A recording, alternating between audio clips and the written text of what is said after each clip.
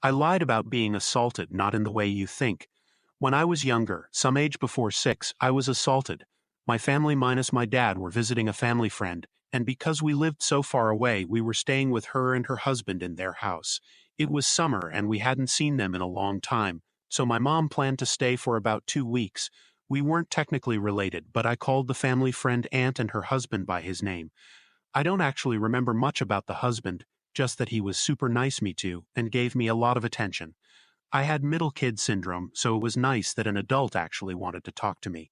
Whenever I could, I'd spend time with him and be practically glued to his side, and he always said how much he loved having me around and how much he missed me when I wasn't there.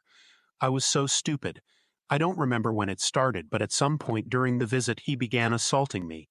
At first I was just confused and didn't understand what he was doing. He was acting so normal about it, and I trusted him, so I didn't say anything.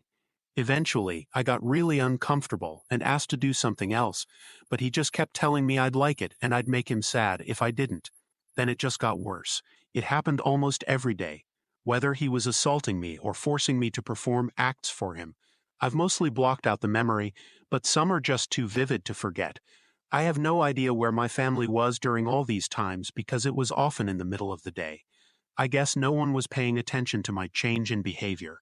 Before we went back home, he made me promise not to tell anyone, or else I would be in trouble, which I remember confused me because he had told me we weren't doing anything wrong.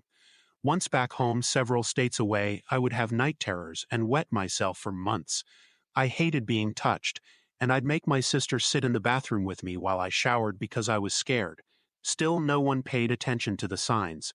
A few years ago, my mother tearfully told me the husband had been convicted of assault and possession of CP and was facing up to 40 years. Apparently, I hadn't been the first kid, and I wasn't the last.